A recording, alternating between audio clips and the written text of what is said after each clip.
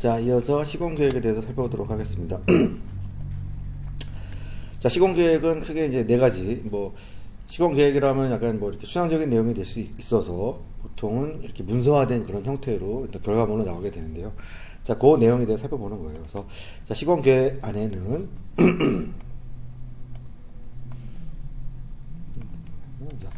자, 시공계획서가 있어요. 시공계획서라고 하는 거는 내가 시공을 머릿속에서 이렇게 계획하겠다 하는 게 아니라 어떻게 이런 시공과 관련된 내용을 문서화해서 어떤 특정한 일정 규모 이상이 되는 공사 같은 경우는 이렇게 시공계획서를 작성을 해서 이렇게 관에 제출하게 돼 있어요.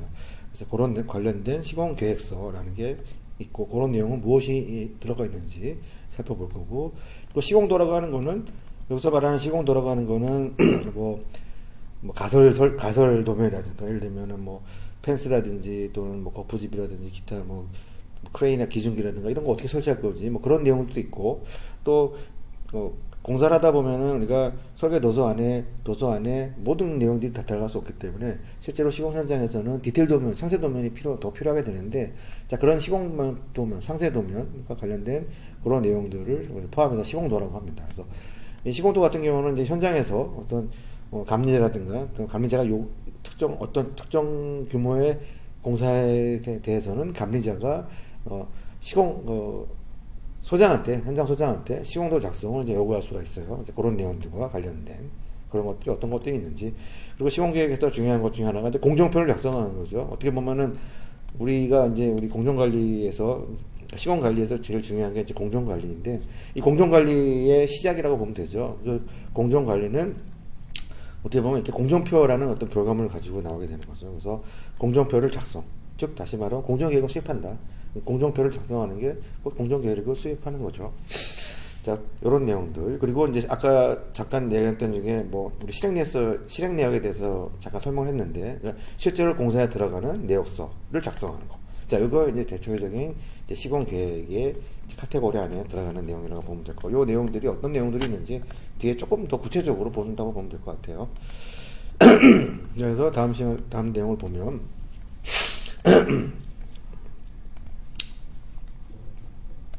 자, 그래서 시공계획서입니다. 계획서. 그래서 그 시공에 대한 어떤 방향이라든가 이런 것들, 시공 공법이라든지 이런 것들을 설계 도서를 기준으로 해서 이제 그 내용들이 이제 포함되어 있는 거고, 당연히 최적의 어떤 원가랑 최단의 어떤 공기를 하기 위해서 여러 가지 그런 조건과 방법을 만들어내는 것이고, 자, 시공계획서에는 입찰 시에도 시공계획서를 이제 제출하는 경우도 있고, 실제로 공사가 이제 낙찰되고 나서 계약하고 시공이 시작이 되면 그때는 이제 실시공계획으로 좀 구체적인 그런 내용을 담아서 이제 계획서를 작성하게 됩니다. 그래서 이거 전체적인 원도업자와 함께 이제 하는 게 전체 공사 계획을 하기도 하고, 또 공사하는 과정에서 각각의 이제 하도급 업체한테 공사를 이제 분리해서 나눠주는데, 각 하도급 업체에서도 그 공사 계획, 시공 계획을 작성을 해서 그걸 취합을 해가지고 이제 정리를 하게 되는 거죠. 그래서 어쨌든 좋은 내용, 유연한 계획을 수립하는 내용이고, 자, 그래서 시공 계획서는 이제 그 발주처에 제공하는 시공계획서는 착공일로부터 30일 이내에 제출하게 되어 있다라고 하는 거. 그래서 보통은 좀 규모가 있거나 또는 광급공사라든가 이런 공사 같은 경우는 발주처에서 이런 시공계획서들을 요구를 하게 되죠. 그래서 이제 시공계획서 안에 내용들이에요. 내용들은 당연히 공사 계획 있고, 그다음에 공법, 그다음에 공정별로 공법이 들어가 있고, 또 어떤 공사 순서로 할 것인지 공사 예정 공정표, 자재 투입 계획, 그다음 가설 공사 계획, 그리고 안전과 관련된 환경이라든지 안전이라든가 그런 관련된 내용들, 그다음에 현장 공사를 갖다가 어떻게 공구가 분할이 되고 장비라든가 이런 거 어떻게 수배할 것인지, 공사에 대한 전반적인 그런 내용들을 운영관리와 앞으로 계획을 이렇게 문서화해서 제출하는 겁니다. 그리고 그 안에는 현장에 누가 들어가 있나 조직표도 들어가 있고요. 자, 그래서 이렇게 그 작성을 하는 아이고 어떻게 된 거죠? 자, 작성을 하는 이유는, 자, 그래서 어떤 목적을 가지고 있냐면, 그래서 문서화하는 거예요. 실제로 내가 가지고 있는 그런 어떤 계획을 도면화, 실제로 도면화라고 하는 거는 뭐 디테일 도면이라든지 또는 여러 가지 뭐 장비의 시설이라든가 가설 계획물에 어떻게 계획을 할 건지, 실제로 설계 도서상에 나와 있지 않는 그런 내용들을 이제 실제로 공사를 해야 되잖아요. 그러니까 공사를 할 때 그런 내용들을 도면화해서 실제 눈에 보이는 도면화하고 뭐 펜스의 뭐 크기라든가 뭐 이런 것들 또는 크랙 위치라든가 이런 것도 지정을 해가지고 도면화하고 또 디테일 도면도 작성을 하고 또 그런 것들을 이제 실제로 이제 문서로 이제 문서화 해가지고 이제 공사 계획을 정리하는 거고, 자 이런 것들은 이제 나중에 여러 가지 문제가 생길 수도 있어요. 뭐 대관 업무라든가 대민 업무 할 때 우리는 이렇게 뭐 계획을 하고 있다라고 딱 일목요연하게 보여줄 수 있기 때문에, 그래서 이런 목적으로 시간 계획서를 작성하게 되고, 자 그래서 이런 그 계획서를 가지고 또 발주처, 하도급, 원도급 업체 간에 의사를 전달할 때 말로 하는 게 아니라 이렇게 문서화된 내용으로 서로 내용을 공유하는 그런 내용이라고 보면 되겠죠. 자, 그래서 시공계획서에 대해서 내용을 살펴봤고요. 그다음에 다음 장을 넘어가 보면은 이제 시공도 작성 같은 맥락인데, 자 시공도를 작성하게 됩니다. 그래서 상세도면, 상세도면, 뭐 샵도령이라고 하죠. 실제로 공사가 실제로 내가 도면을 설계한 대로, 그리고 뭐 여러 가지 뭐 관계 기술자의 도면을 취합해서 공사 뭐 도면이 설계도서 완성이 됐다 하더라도 그게 뭐 완벽하게 되진 않아요. 뭐든지 뭐 좀 문제가 있고 현장에서 좀 수정을 하거나 보완을 할 점들이 굉장히 많습니다. 그래서 그런 것들을 보완하기 위해서 현장에서 실제로 공사하기 위한 도면의 상세도를 작성을 하게 되는데, 그게 바로 현장에서 도면을 작성하는 것을 샵 드로잉이라고 합니다. 그래서 샵 드로잉이 작성이 되면 현장 여건에 맞춰가지고 좀 디테일이라고 하는 거는 곧 공정을 얘기하는 거, 이제 공정을 얘기하는 거예요. 순서니까. 공사의 순서가 디테일 도면에 나와 있잖아요. 자, 그런 것들을 가지고, 이제 발주처라든가 시공자라든가 이런 뭐 협력업체라든가 통해서 그 협의가 되면, 자, 그러면 그거서 이제 사인을 받고 이렇게 공사하겠습니다라고 도면이 다시 바뀌는 거죠. 그래서 도면이라는 거는 최초에 뭐 공사 처음 시작할 때 도면이 있지만 또 준공도서를 따로 제출하게 돼 있어요. 처음에 계약했을 때 했던 도서랑 설계 도서는 내용이 달라요. 그 안에는 여러 가지 이런 샵도면이라든가 또는 공사하다 보면은 좀 변경이 되고 보완이 되고 수정이 되는 그런 내용도 있기 때문에 그 준공 도면을 작성을 하는 것도 바로 이렇게 샵드로잉에서 현장에 가면은 뭐 시공하는 사람만 있는 게 아니라 이렇게 설계를 지원해주는 그런 직원들이 있게 되죠. 그래서 이런 도면들을 작성하게 됩니다. 그래서 CC 설계와 상세 도면을 작성하고 또 이런 것들은 감리자가 요청을 할 수가 있어요. 시공자한테 연면적이 일정 규모 이상이 되는 공사인 경우에는 감리자가 상세 도면 그리세요 라고 요구를 할 수 있다는 그런 내용이죠. 그래서 왜냐하면 감리자는 그 내용을 보고 공사를 이제 감독을 해야 되기 때문에 그 근거를 이제 마련하려고 하는 거죠. 그래서 시공도를 작성 요청하면 시공자는 그 시공도를 작성, 확인하고 공사를 해야 된다는 거.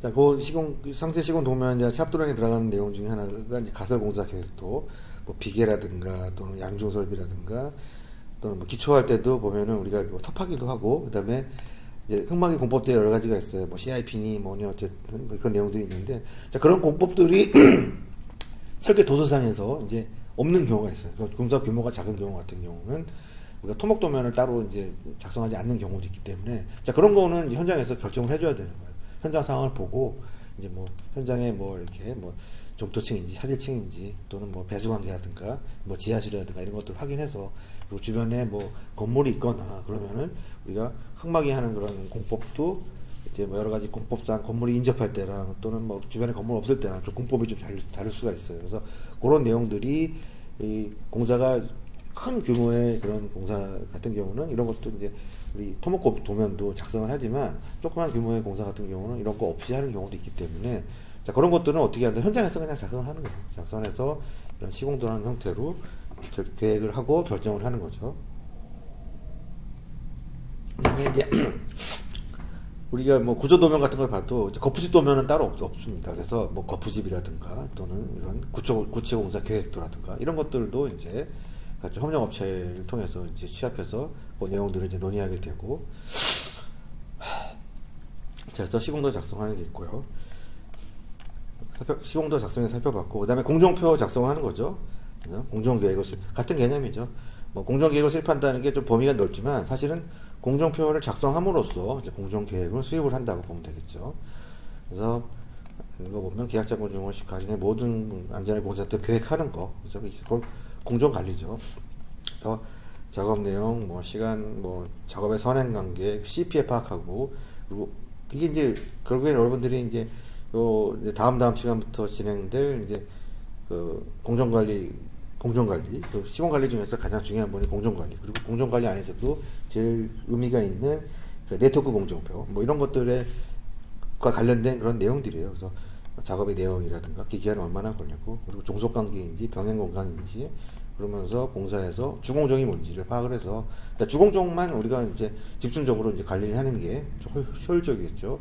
문제가 생겼으면은 이제 진도를 파악해서 문제가 있으면 보기를 단축시키고, 뭐 이런 것들을 하는 게 이제 공정표를 통해서 작성을 해놓고 공사를 진행하다가 중간중간에 체크를 해서 문제가 생기면 뭐 공기 단축도 해야 되고, 그래서 여러 가지 중간중간에 문제를 이제 해결하는, 문제가 발생된 것이 확인이 되면 이제 문제를 해결하는 그런 거죠.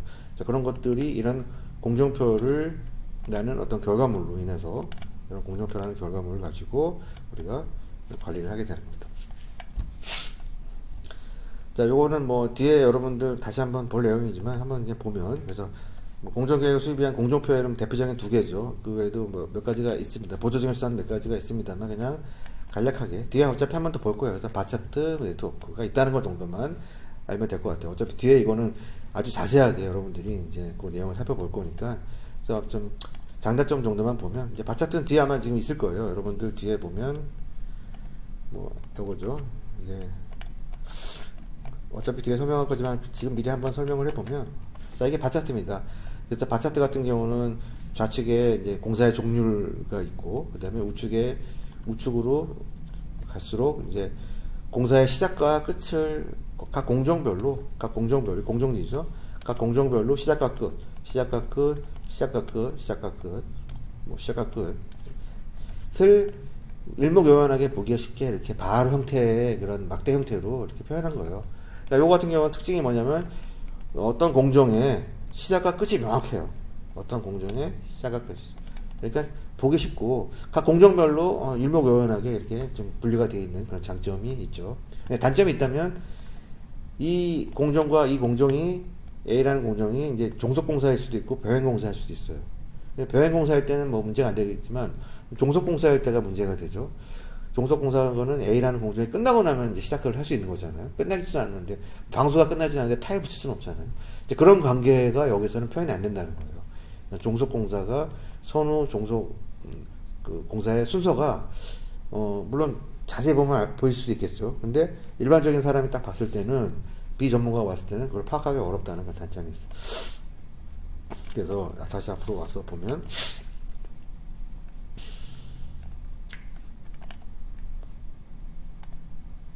그래서 일목요연하고 판단용하고 작성이 쉽지만 공정관의 확인이 어렵다, 뭐 이런 단점이 있고, 자, 요것들을 보완한 게 이제 네트워크 공정표죠. 네트워크 공정표는 반대예요. 확인이 어려워. 그러니까 일목요연하지가 않아요. 복잡해요. 그래서 이게 지금 네트워크 공정표죠. 자, 네트워크 공정표는 딱 봐도 좀 뭐가 뭔지 모르겠죠. 뭐 공정이 뭐 있는 것 같긴 한데,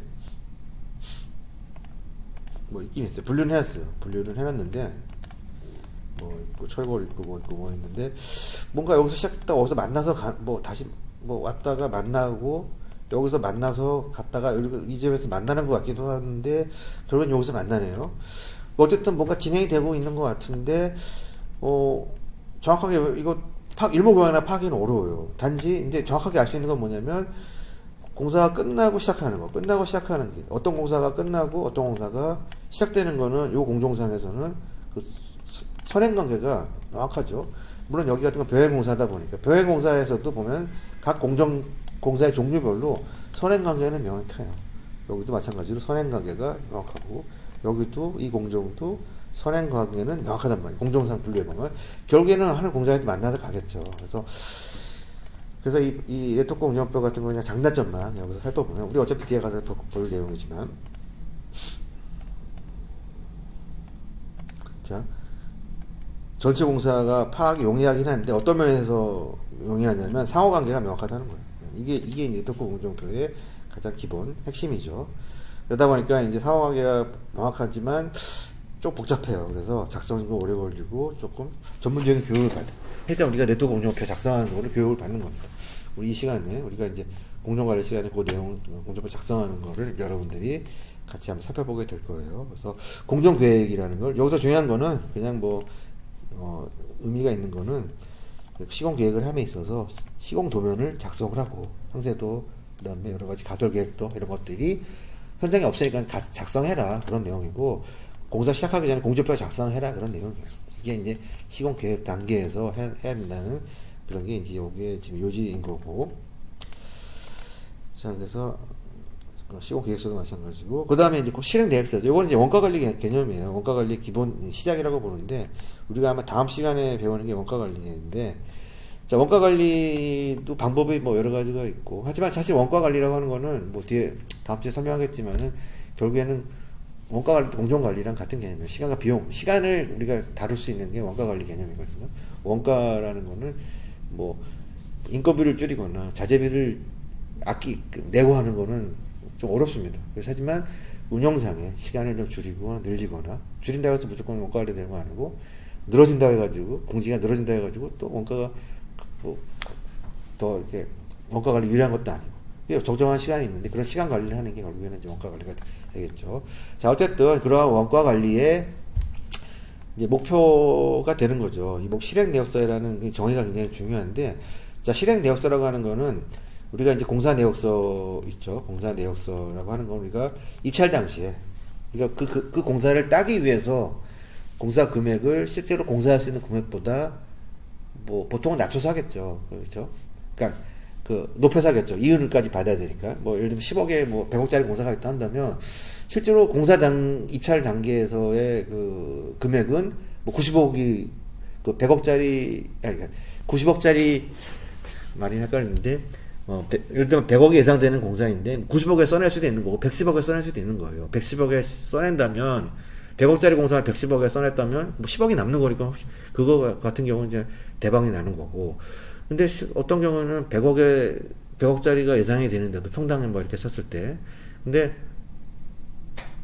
90억에 내야 될 수도 있는 거거든요. 왜냐면 당장 회사가 운영이 되려면 저가로라도 어떻게 따고 나중에 뭐 좀 이렇게 유성성 있게 할 수 있는 방법도 있기 때문에, 자, 그래서 굉장히 입찰 당시에 또는 계약 입찰 당시에 작성했던 그런 공사 내역서는 상당히 실제 공사하는 내용이랑 상당히 다릅니다. 다를 가능성이 많습니다. 그러면은 어떻게 해야 되죠? 공사하기 전에 그거 입찰 당시에 했던 내역서 가지고 공사를 하게 되면 일단 원가 관리의 시작 자체가 잘못된 거죠. 정확하게 내가 목표를 정해놓지 않고 그냥 공사를 진행하면은 관리가 안 되겠죠. 그래서 내가 공사를 진행할 때 나는 이러이러한 목표로 공사를 진행하겠습니다 라고 한 번 더 제대로 된 견적을 한번 내보는 거. 실제로 공사할 수 있는 금액을. 이거는 비공개죠. 이거를 만약에 실행 내역을 뭐 발주자한테 공개하거나 또는 다른 업체한테 또는 합정업체한테 공개를 하면 당연히 안 되겠죠. 이거는 자본주의 사회에서 기업이 어떻게 보면 하나의 노하우고 기술이고 비밀인 거죠. 그래서 실제로 공사를 실제로 진행하시는 내역서를 작성을 하는 겁니다. 그러니까 내가 예상이 100억이었는데 어찌어찌 해가지고 미친 척하고 105억에 써냈는데 낙찰이 됐어요. 그래서 공사를 진행을 해. 근데 진행할 때 해보니까 이거 실행 예산을 빼보니까 95억이에요. 95억이 되고 여기에 일반 관리도 포함되어 있어. 일반 관리 이윤이거든요. 일반 관리 한 5억 포함됐다. 5억 포함해가지고 95억이라고 치면 그러면 얼마 남기는 거예요? 지금 여기서 마이너스 5억 해가지고 90이니까 15억을 남길 수 있는 거예요. 15억. 그죠? 그러니까 15억을 남기겠다라고 하는 목표를 세운 거잖아요. 그게 이렇게 실행 내역을 한번 해서 실제로 공사에 들어가는 내용을 한번 살펴봄으로써 이렇게 목표를 15억의 금액을 남기겠다라고 하는 이제 목표를 세우는 거죠. 자, 그 내용이에요. 그 내용을 읽어보면 그래서 한번 내용을 봅시다. 그래서 실제 예산을 수립해서 하는 거, 원가관리 시작이라는 거고, 그래서 실행 내역서는 원가관리의 기본이 되는 거죠. 그 다음에 작성 목적은 뭐 이렇게 어쨌든 이거는 좋은 의미가 있는 거죠. 주어진 시간 내에 최적의 자원을 동원해서 공사가 완료됐다. 이건 약간 사전적인 내용이고. 자, 그래서 이제 그 실행계획서를 작성할 때 몇 가지 이제 그런 뭐 주요 이제 포인트가 유의사항이 있다면, 이제 당연히 설계도서를 파악을 해야겠죠. 기본이죠. 그리고 뭐 공구별 또는 여기서 말하는 공간별, 공구별이라고 하는 거는 뭐 실별 또는 층별 또는 뭐 동별 뭐 그렇게 이제 계산 보통 이렇게 내역서를 이렇게 작성을 하죠. 특히 이제 실내건축 같은 경우는 실별, 뭐 층별, 공구별 뭐 이런 식으로 동별로 작성하는 게 많고, 그다음에 이제 그걸 또 공정별로 다시 또 분해해서 하게 되죠. 뭐 같은 실 안에 뭐 속공사들하고 뭐 경량도 여러 가지가 들어가겠지만 또는 경량만 따로 다 뽑아버리는 거예요. 각시 모든 실을 다 해서. 그래서 공간별, 공구별로 작성을 하게 된다. 우리가 보통 이 그 원가관리 내역서 작성할 때 우리 뭐 엑셀로 작업하잖아요. 엑셀 보면 다 산식이 걸려 있어가지고 이렇게 공간별로 작성해 놓으면 나중에 다 공정별로 다시 이렇게 자동으로 이렇게 연결이 되는, 자, 그런 내용들이 되고, 각 공정별로 또 집계가 되죠.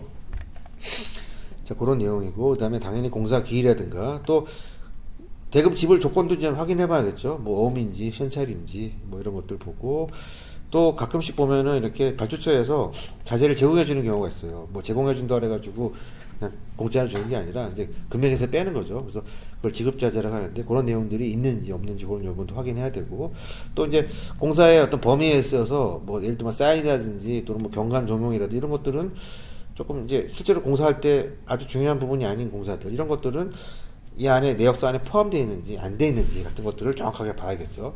그걸 별도 공사로 하는 거고. 또 설계 같은 경우도 뭐 우리가 모든 것을 설계 도서 작성할 때 모든 것을 다 파악하면 다 제대로 설계하면 좋겠지만, 우리가 내역서 작성할 때 마찬가지예요. 뭐 누락이 되는 게 허다하다만 누락되는 거거나 또는 중복되는 것들이 많아요. 똑같은 게 중복이 되면은 여기도 포함되고 저기도 포함되고, 뭐 옛날 벽체가 났다고 치면 이 벽체는 뭐 회의실에서 포함되고, 뭐 회의실 옆에 무슨 사무실에서 똑같은 벽체인데 이거 중복해서 계산하는 경우도 있단 말이에요. 그러니까 그런 것들을 한번 좀 따져봐서, 그래서 내역서를 산출을 해야 되고, 그다음에 뭐 단가 같은 거 조사를 해봐야겠죠. 뭐 물가라든가 이런 것들이 단가 같은 것들, 뭐 단가 같은 경우는 조사하는데 단가가 뭐 정해져 있는 게 아니기 때문에 단가도 어느 정도 융통성 있게 할 수 있는 거죠. 뭐 연간으로 계약을 하게 되면 좀 단가를 낮출 수도 있고, 또 우리 협력업체라고 한다면 조금 더 이렇게 조정이 가능한 부분들이 있으니까 그런 것들에 대한 것들을 한번 조사하고, 또 물가라든가, 그리고 실제로 시중에서 노임 단가 같은 것도 이제 우리 표준법점에서 매년 이게 다르게 나오기 때문에 그 내용을 반드시 적용을 해야 되고, 그래서 비용을 산정한다. 재료 비용을 산정하고, 그다음에 현장 여건에 따라서도 여러 가지 이제 조건에 맞춰서 현장 조건이 안 좋으면은 조금 단가가 거기에 맞춰서 적용이 돼야겠죠. 뭐 예를 들면 뭐 제주도처럼 또 섬이라든가 이런 데서 만약에 공사를 하게 된다면 물류비라든가 이런 것들이 더 많이 발생하게 되니까, 자, 그런 것들이 경비라든가 이런 것들을 좀 봐야 되고, 자, 이런 것들을 다 하되 하도급 업체도 견적을 따로 받아서 그거를 취합해가지고 같이 조정하고 내용을 조금 더 뭐 실행이라든가 이런 거를 더 당길 수 없는지 그런 것들을 확인해서 그래서 비교 검토를 해보고, 또는 뭐 견적 우리가 하도급 업체 우리 그 입찰을 따로 하잖아요. 따로 할 때 어차피 비교 견적을 받게 되니까 그런 내용들을 보면서 이제 여러 가지 실행이라든가 이런 것들을 다시 비교해 보는 거죠. 그리고 이제 뭐 경비라든가 뭐 기타 뭐 들어가는 각종 잡비, 경비, 자, 이런 것들도 항목별로 한다. 자, 그래서 이런 것들에 대한 실행 내역서, 뭐 이런 거는 실행 내역서 작성할 때 뭐 주의해야 될 거고, 여러분들이 뭐 실제로 실행 내역을 작성을 하는 일은 없겠죠. 뭐 공무부나 이런데 견적을 하는 부서에 들어가면 뭐 모를까. 자, 어쨌든 실행 내역서를 작성을 해서 이게 원가 관리 시작이라고 하는 거, 실제로 공사할 수 있는 실제 예산을 세우는 거예요. 자, 그게 이제 어떻게 보면 실행 내역서의 그 정의를 이해하는 게 어떻게 보면 가장 의미가 있다. 자, 그래서 뒤에 보면은 이게 뭐 아까 설명했던 바차트랑 뭐 내도공정법에 대한 사례 간단히 넣고, 그래서 시공계획에는 이러한 내용들이 들어가 있고, 시공계획, 시공도, 공정계획, 실행 내역서 작성 이런 거. 그리고 그 전에 착공할 때는 현장을 착공 준비할 때 뒤로 한번 리뷰해 보면 현장 조직을 구성한 다음에 현장 조사를 분석해서 가서 확인하고, 그냥 벽교라든가 주변 현황 같은 거 검사해서 어느 정도 됐으면 가설공사 계획을 세워서 가설공사 관련된 자재들을 미리 반입하거나 또는 반입 계획을 세우고, 그리고 이제 각종 서류들 같은 것들을 취합해가지고 관에 들어가서 착공 신고를 해서 하고 나면 이제 착공 공사 준비 및 시공 계획을 이렇게 작성한다, 그런 내용입니다. 자, 이렇게 정리를 했습니다. 자, 그래서 오늘은 여러분들 세 번째 시간 착공 및 시공 계획과 관련된 내용으로 수업을 진행했습니다. 자, 고생했고요. 자, 수업은 여기서 마치도록 하고, 자, 다음 주에 보도록 하겠습니다. 자, 고생했습니다.